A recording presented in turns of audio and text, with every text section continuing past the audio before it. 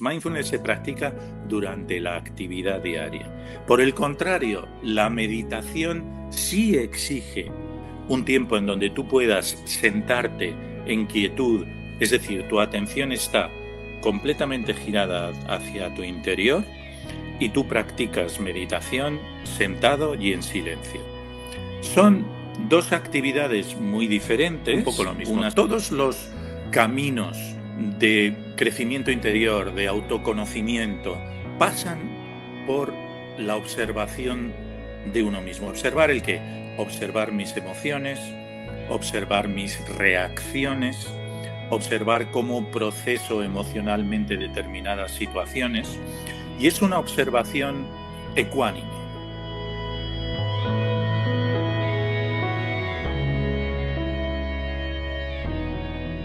El día de hoy estoy muy contenta, está con nosotros Antonio Sanz, español, que reside en Madrid y él es maestro de meditación y de mindfulness. Así que para todas aquellas personas que están, sea ingresando en este camino, pues acá tenemos a un gran maestro que nos va a acompañar en Global Mindfulness Group y estamos muy contentos de tenerlos. Así que bienvenido, Antonio. Es un placer tenerte en Global Mindfulness Group. Gracias por participar y sobre todo en un tema que es tan nuestro en la comunidad sobre mindfulness y meditación y que pues tiene cada vez más, mucha congruencia y más gente se va sumando a estos tipos de práctica y también estilos de vida. Así que gracias y bienvenido. Muchas gracias a vosotros. Estoy encantado de estar aquí y agradezco mucho la oportunidad. Quería preguntarte, y creo que esa es una pregunta pues de arranque, vamos a decir, que nos cuentes un poco cuál es la diferencia, que creo que es bastante común, el no encontrar muy bien la diferencia entre lo que es mindfulness y lo que es meditación. Tenemos esta pregunta de mucha gente, ¿no? Donde hay mucha confusión. Nos encantaría si nos pudieses aclarar las diferencias que hay y en qué podrían haber claramente sus correspondencias. Muy bien. Bueno, yo creo que lo más sencillo es empezar por lo más sencillo. Es decir, son dos prácticas que tienen mucho que ver, ahora explicaremos por qué tienen tanto que ver, pero que se realizan de forma muy diferente. La meditación se practica sentado, en silencio, con la atención girada hacia uno mismo, generalmente con los ojos cerrados, aunque hay infinidad de prácticas de meditación y algunas se hacen con los ojos abiertos. Y el mindfulness se hace durante la actividad diaria. Da igual qué actividad tengas, ya sea que estás paseando, cocinando, en el trabajo, en cualquier actividad que tú estés desarrollando, tú puedes realizarla de una manera inconsciente o de una manera consciente. ¿Cuál es la diferencia entre una y otra? Generalmente, la mayoría de las actividades que realizamos al día, sobre todo si tienen que ver con el cuerpo y con las manos, ¿qué te digo yo? Cocinar. Pues bueno, uno puede estar cortando la cebolla tranquilamente y pensando, hay que ver, mañana tengo que llamar a Mengano y se me ha olvidado. Y entonces, en realidad, tu atención está desconectada de la actividad que estás realizando y tu atención está secuestrada por una actividad mental que es inconsciente y que sucede, simplemente sucede. Es un hábito mental y lo llevamos haciendo desde que somos niños, ¿no? ¿En qué consiste el mindfulness? En revertir ese proceso. Es decir, coger la atención que estamos dedicando a ese pensamiento inconsciente, que en mindfulness se llama rumiación de pensamientos, porque es circular. Generalmente el pensamiento A te lleva al pensamiento B, este te lleva al pensamiento C, este te lleva de nuevo al A, este de nuevo al B, de nuevo al C. Y esto es una rueda infinita en donde tu cabeza podría estar vidas dándole vueltas a las cosas. Y además es un pensamiento generalmente bastante inútil y que trae muchas complicaciones. No sé si nos dará tiempo a hablar del origen del estrés y de la ansiedad, que está precisamente ahí, sino que además es un pensamiento que ni siquiera crea memoria. Si tú tratas de recordar, una persona normal tiene entre 50 y 60.000 pensamientos al día. De estos, el 80% son negativos y el 95% los tuviste ayer. Es decir, solo hay un 5% de pensamiento, digamos, nuevo. Y la mayoría de todo este pensamiento no te deja ninguna memoria. Prácticamente no recuerdas nada de todo eso que has pensado. Entonces, mindfulness. Yo estoy, como hemos dicho, cocinando. Entonces, me viene este momento de recuerdo, voy a practicar mindfulness y lo primero que hago es tratar, durante un segundo, 2, 3, lo que quieras, de volver mi atención a mi cuerpo. Mi cuerpo quiere decir las sensaciones táctiles, de piel hacia adentro y de piel hacia afuera, es decir, la planta de los pies, las manos, las sensaciones corporales, mi respiración, que es esencial. Y una vez que he conectado con eso, abro los ojos y abro mis sentidos a la actividad que estoy haciendo. Es decir, si estoy cortando una cebolla, pongo toda la atención donde el cuchillo está ahí entrando con la cebolla, siento el tacto de ese corte, siento el olor, veo el brillo de la luz. Y además esa atención enfocada, la atención funciona bajo leyes, esto es un poquito más profundo. Esa atención enfocada comparte una atención periférica, gracias a la cual hemos podido sobrevivir como especie, porque si hace miles de años estábamos enfocados en una tarea y no percibíamos un depredador o una amenaza que podía venir, hubiéramos perecido en el intento. Entonces, hay una atención periférica, que digamos que es una atención más neutra, y hay una atención enfocada. Cuando hacemos mindfulness, tratamos de enfocar la atención en aquello que estemos haciendo y no hay que encontrar un tiempo diferente de la actividad para practicar mindfulness. Mindfulness se practica durante la actividad diaria. Por el contrario, la meditación sí exige que encuentres un tiempo que tú tienes que quitar de tu actividad diaria y que deseablemente compita lo mínimo posible con otra actividad, un tiempo en donde tú puedas sentarte en quietud, deseablemente en una habitación donde nadie te moleste durante esos 15, 20, 30, 50 minutos, cada uno tiene su tiempo de meditación, y donde tu cerebro no tenga que perder energía en ninguna cuestión psicomotriz ni en ningún otro tipo de actividad cognitiva. Es decir, tu atención está completamente girada hacia tu interior y tú practicas meditación sentado y en silencio. Son dos actividades muy diferentes. Una sucede en los cursos de MBSR, que son los cursos más habituales de mindfulness. Jon Kabat-Zinn los ha denominado la práctica formal, que es la práctica sedente de meditación, y la práctica informal, que es esta práctica que yo realizo en la actividad diaria. Ambas dos tienen mucho que ver. Lo más importante que ver es lo que se llama el estado de presencia, el tratar de conectar con el presente. Orly, tú me cortas cuando quieras, porque yo soy español y puedo estar hablando durante horas, porque así somos los españoles. Así que cuando tú quieras hacerme otra pregunta, me cortas. Esta es básicamente la diferencia más sencilla de entender de ambas prácticas. Luego nos podemos meter ya en cuestiones más sutiles.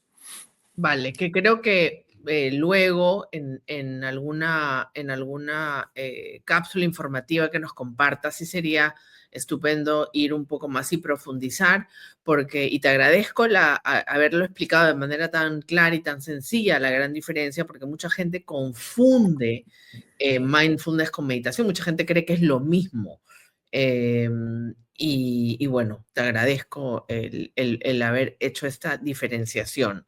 Y lo otro que te quería preguntar, Antonio, pues me encantaría que nos cuentes un poquito de tu historia. Yo sé que en los años 80 comenzaste a practicar meditación Zen. Tú bien lo has dicho que hay varios estilos de meditación y comenzaste, bueno, a practicar la meditación Zen, yoga y las artes marciales. Y luego más adelante, pues que ya me habías comentado, pues ingresaste en la escuela del Cuarto Camino. Y quería un poco que nos cuentes sobre el Cuarto Camino y la conciencia, ¿no? O sea, el Cuarto Camino habla de la autorrealización en la vida cotidiana, pero ¿cómo alguien puede aplicar esos principios en un mundo, por ejemplo, tan acelerado como es el de hoy en día, ¿no? ¿Y cuáles son esos beneficios? Muy bien. A ver, el Cuarto Camino tiene ríos de tinta, es decir, que es difícil contar porque lo interesante es la práctica, ¿no? En qué consiste la práctica del Cuarto Camino y qué filosofía hay detrás. El Cuarto Camino lo introduce en Occidente un gran maestro que es probable que muchas personas de las que nos escuchan lo conozcan, que es Gurdjieff. Gurdjieff era un ruso del Cáucaso que emigró a Moscú a principios del siglo XX y allí creó un pequeño grupo y uno de sus discípulos, quizá el más, no sé si decir aventajado, es el que ha escrito algunos libros que se llamaba Ouspensky, que ha escrito, hay un libro que a mí me parece seminal y que además es muy ameno, lo recomiendo si alguien tiene interés en averiguar cosas sobre el Cuarto Camino, se llama Fragmentos de una enseñanza desconocida. De hecho, es el libro que a mí me introdujo en el Cuarto Camino y de alguna manera cambió un poco mi vida.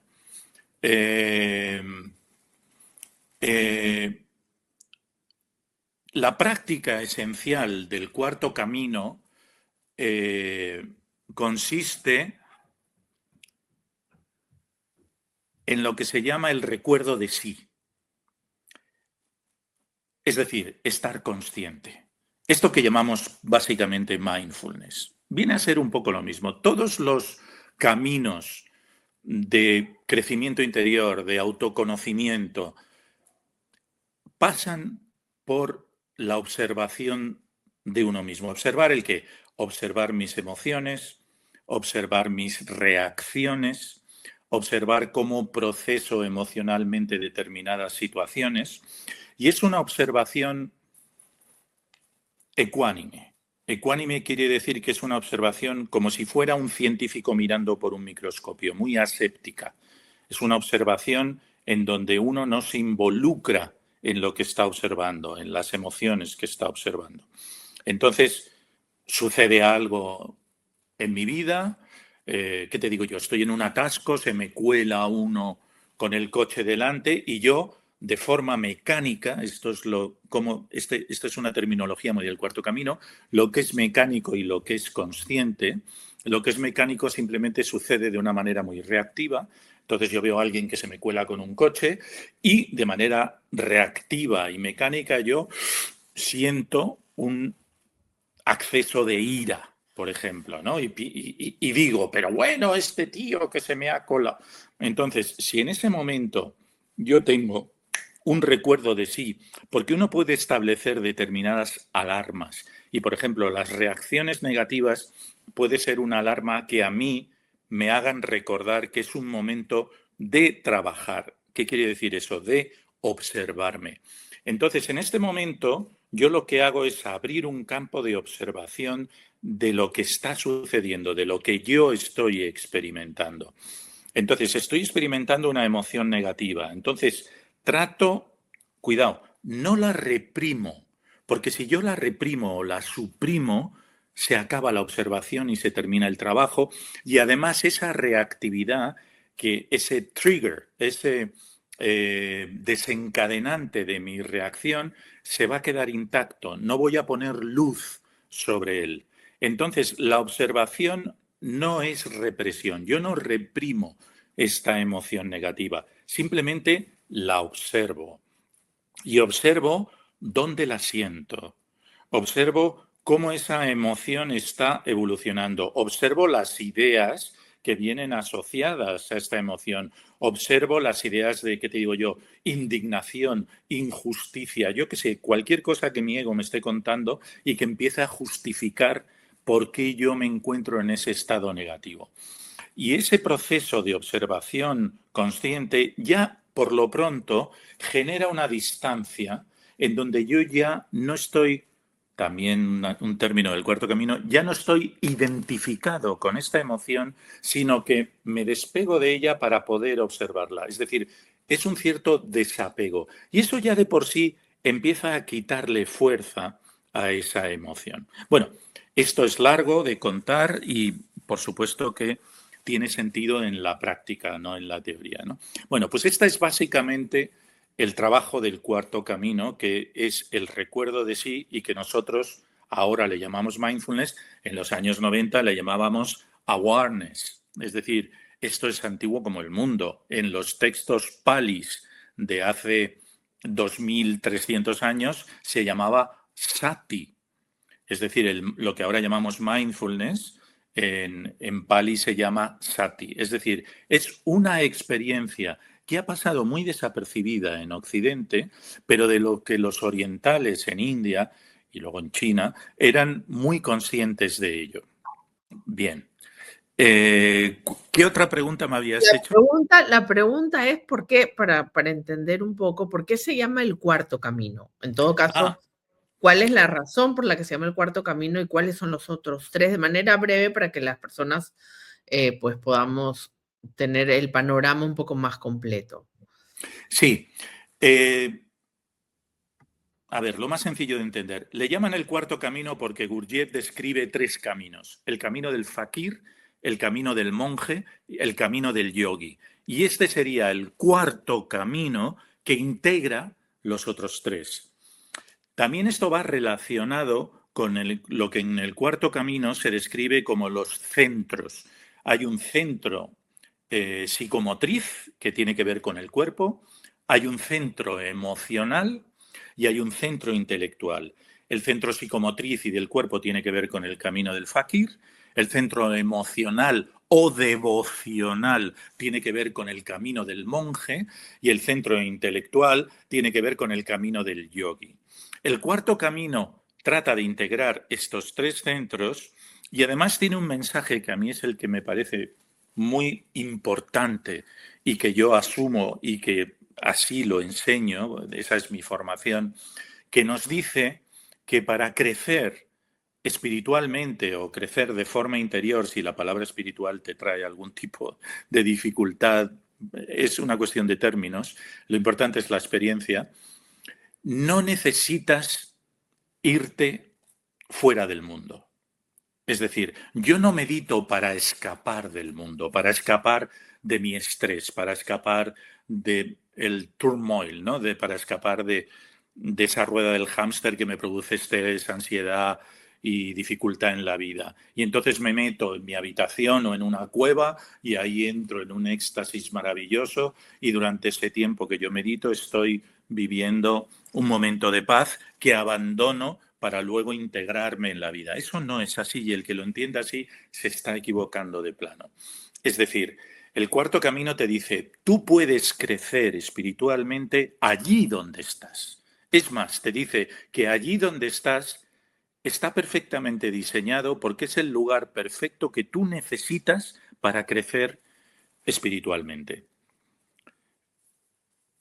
¿Quieres que me meta con el tema de la meditación y meditar para trabajar el estrés o estas cosas? Porque ahí hay una cosa que yo me enfrento constantemente cuando enseño meditación. Te voy a hacer una pregunta y Sí, creo que la vas a poder colar fácilmente. ¿Qué te bien. parece? Sí, sí, dime, pregunta. Vale. Entonces, bien. Em, Antonio, para quienes inician este camino de transformación, de autoconocimiento, ¿cuáles crees que es el mayor obstáculo interno y cómo poder superarlo, ¿no? Porque en este mundo en el que vivimos, mucha gente se acerca o empieza en un camino de autoconocimiento por el estrés, por ejemplo, ¿no? O por por la insatisfacción o por la falta de sentido de la vida. Tú, en tu experiencia, ¿cuál crees que es el mayor obstáculo y cómo se puede superar a través, por ejemplo, de la práctica de mindfulness o de meditación? Bien, te diría, hay varios obstáculos muy sencillos de entender. Uno muy importante son las expectativas. Es decir, uno siente que está en una situación mental difícil, está experimentando mucho estrés y le gustaría hacer algo. Yo escucho hablar que la respuesta al estrés es la meditación y el mindfulness y dice, me meto en esto, ¿no? Entonces, esto no es magia. Es decir, lo que sí te puedo asegurar es que funciona y que tiene un efecto transformador sobre las personas. Pero funciona en la medida en tanto que la gente practique. Esto es muy sencillo de entender. Si yo quiero aprender a tocar el piano y yo voy a una clase de piano donde me dicen qué debo practicar, si yo no toco el piano todos los días de la semana, cuando vuelvo a la semana siguiente, a mi siguiente clase, obviamente solamente con las clases que me dan, podré aprender de una manera teórica cómo se toca el piano, pero nunca tocar el piano. Entonces hay gente que le cuesta al principio y aquí este es un tema delicado y en el que a mí me gusta trabajar muy poquito a poco y haciéndole un poquito el trabajo sencillo a cada persona que empieza, porque no todos tienen las mismas dificultades. Las personas necesitan primero encontrar un tiempo en un horario que todo el mundo tiene muy complejo.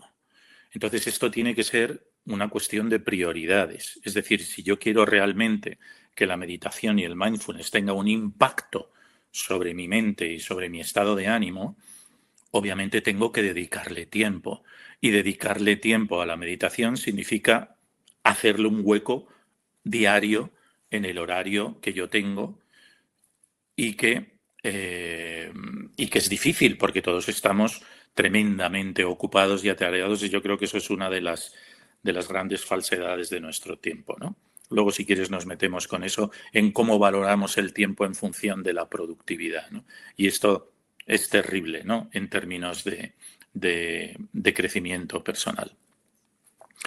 Entonces, una parte importante es la expectativa, porque yo entonces voy a las clases pero me aburro porque yo no practico y solamente con asistir a las clases pues veo que esto no tiene un impacto sobre mí, ¿no? Y esto, perdón, es mucho más importante que la calidad de tu meditación, que la calidad de tu trabajo, que la calidad de tu entendimiento y tu inspiración. Por encima de todo está la perseverancia y la constancia. Ese es el único secreto que tiene este trabajo. Y que creo que ese es uno de los mayores obstáculos, ¿no? Porque a la gente se le hace difícil eh, pensar que puede, o la importancia que puede tener el sentarse un momento a meditar versus aparentemente las cosas tan importantes que tenemos que hacer en nuestro día a día, que es un poco lo que estabas diciendo. No se ha perdido el sentido real de lo que realmente es valioso e importante. Entonces, mucha gente pues no genera este hábito eh, y, y se diluye en el tiempo y claro, no te puedes tomar una pastilla y acceder a los resultados que genera una práctica constante y continua de la meditación. eh, Mira, en mi experiencia con los grupos que yo dirijo, y hago grupos de introducción a la meditación, les lleva un año. Mm. La gente tarda un año en establecer un momento de práctica diaria.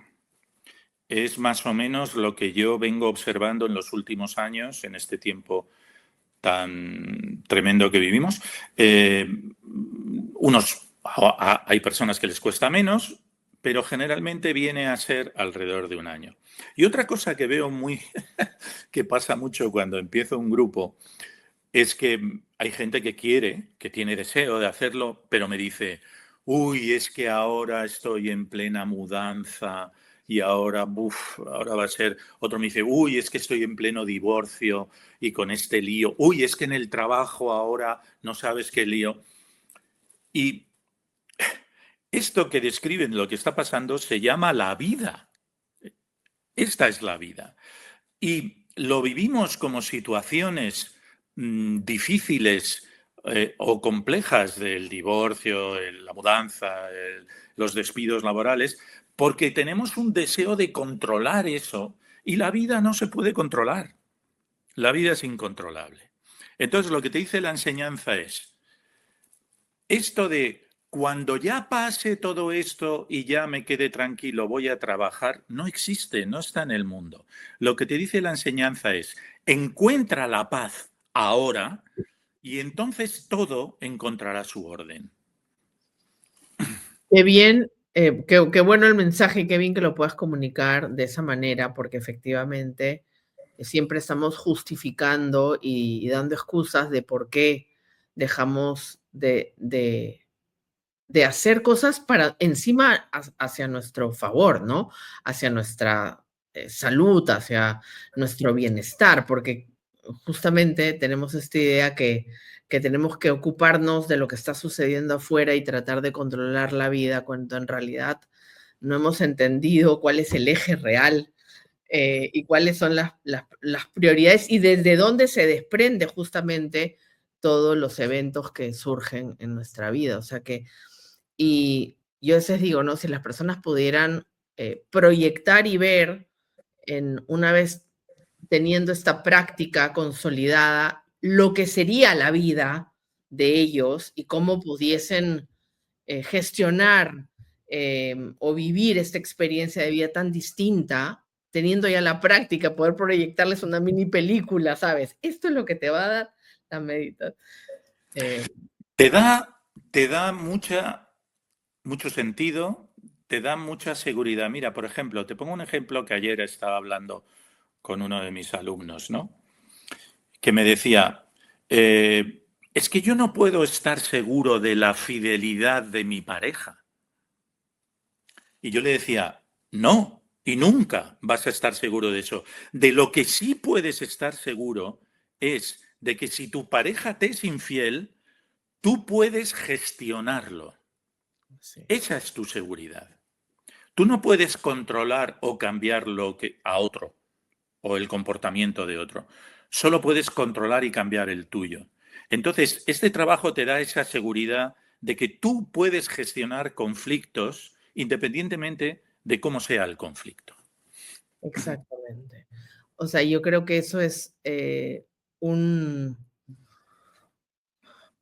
una visión tan importante, ¿no? Porque finalmente quizás no cambien las situaciones, aunque normalmente cambian porque se gestionan de manera distinta la vida, pero sigue siendo la misma vida, solamente que la experiencia cambia por Exacto, la eso habilidad es lo que que tiene cambia. la Tu gestión. experiencia del conflicto cambia por completo. Entonces, tu experiencia de la vida es diferente y puedes decir, mi vida ha cambiado.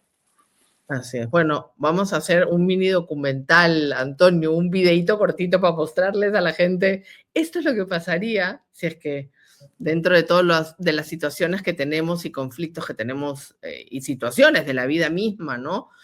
A veces bastante difíciles o no. Lo que el regalo que te da el poder hacer de la práctica de meditación continua y constante, ¿no?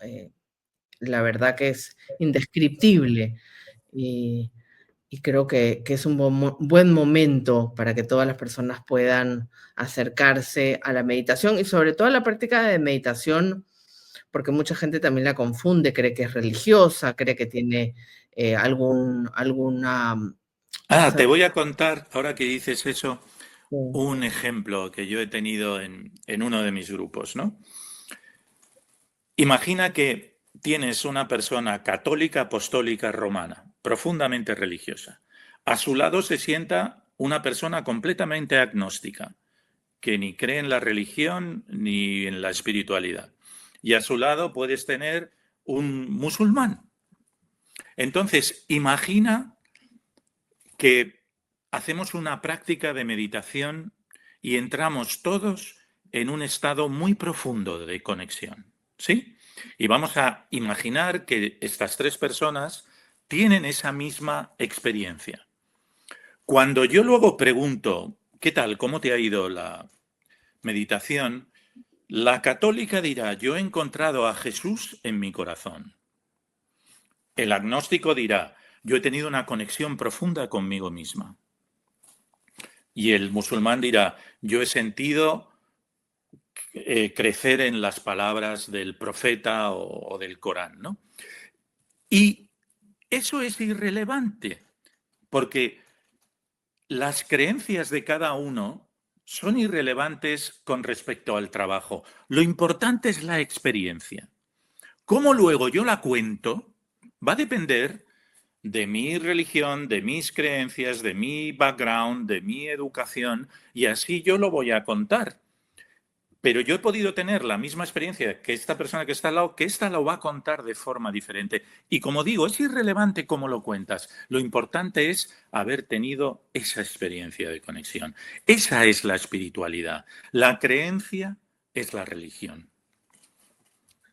Muchas gracias por haberlo explicado tan preciso, porque hay tanta confusión con respecto a la meditación, y escucho muchas veces, ¿sabes?, ideas y creencias alrededor de la meditación misma que, bueno, que transforman incluso muchas prácticas, ¿no? Yo creo que hoy en día, pues, hay mucha gente que practica la meditación y sin quitar el crédito a las personas que de repente aprenden a meditar y se enseñan, hay, digamos, el poder mantener la esencia de la meditación original, real, es muy importante, ¿no? Sin añadir muchos elementos que hoy en día se añaden y que la gente termina confundiéndose, ¿no?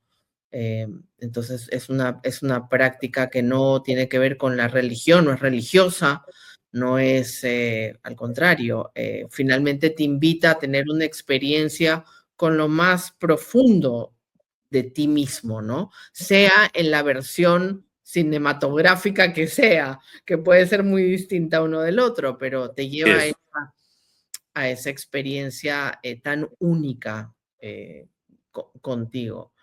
Y Antonio, pues quería también que nos cuentes un poquito sobre, espérate, no, voy a cambiar la pregunta porque estoy mirando el tiempo. Así que mi pregunta va a ir un poco ya resumiendo. Y Antonio, lo que quisiera preguntarte es si pudieras transmitir un mensaje a aquellas personas que buscan mayor sentido en sus vidas, que creo que hoy en día la falta de sentido, de propósito, es algo bastante común. ¿Cuál sería ese mensaje que podrías dar a la comunidad? A ver, tenemos una educación en donde creemos que el sentido y el propósito de nuestra vida consiste en determinados logros, generalmente materiales, económicos, sociales y de prestigio, ¿no? Unos lo consiguen más, otros los consiguen menos, y en ese proceso, en general, todos sienten siempre que nada es suficiente o que no hay satisfacción. Y es porque voy a contar un breve cuento muy sufí, que es Nasruddin, una persona, se lo encuentra un vecino que está buscando en el suelo y le dice, ¿qué haces? Y dice, es que he perdido las llaves. Y dice, pues te voy a ayudar a buscarlas. Y cuando llevan un buen rato buscando las llaves, dicen, pero las llaves se te han caído por aquí. Y dice, no, se me cayeron por allí, pero es que aquí hay más luz. Es decir, las personas buscan y tratan de encontrar esa manera de sentirse completos, esa manera de encontrar el sentido, esa manera, el Tao de Lao Tse dice, no recuerdo la palabra cómo era, el que siente que nada le falta, el mundo le pertenece. Y esa sensación de sentir que nada me falta, solo la puedes encontrar conectando contigo mismo, siendo honesto contigo mismo, buscando en tu interior. Entonces, da igual el camino que tú escojas. El mejor camino para ti es aquel con el que tú resuenas. Sea el cuarto camino, sea el budismo, sea el mindfulness, sea la meditación, da igual. Yo enseño y practico lo que para mí creo que ha sido el más eficaz y el que tiene más poder de transformación, que es mindfulness y meditación. Y eso es lo que yo enseño.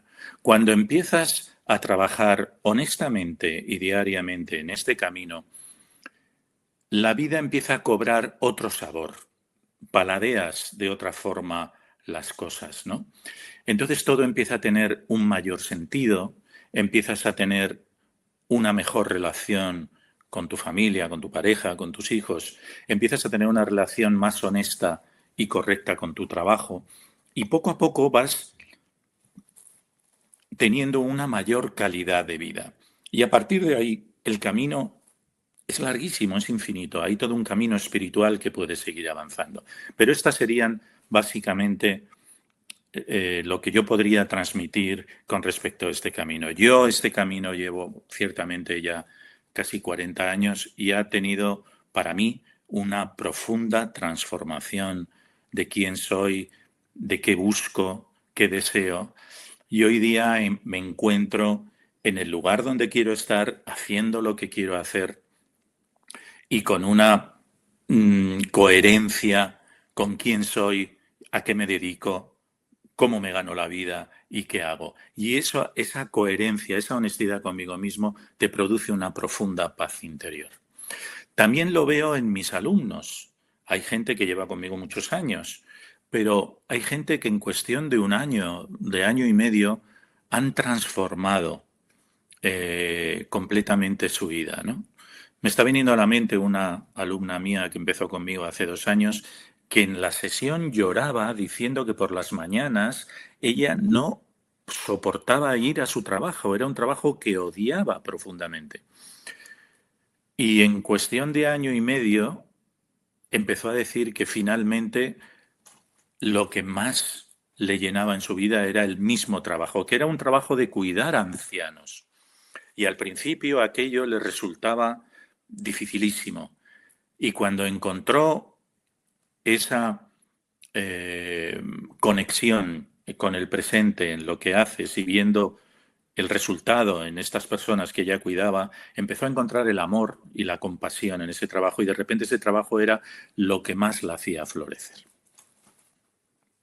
Gracias, Antonio. Y creo que otro tema importante que quizás hablamos la próxima vez es justamente el tema de la vacuidad, que creo que es un tema muy presente. Desarrollar un poco el tema del sentido de la vida, que creo que has dicho al comienzo. Ay, perdón.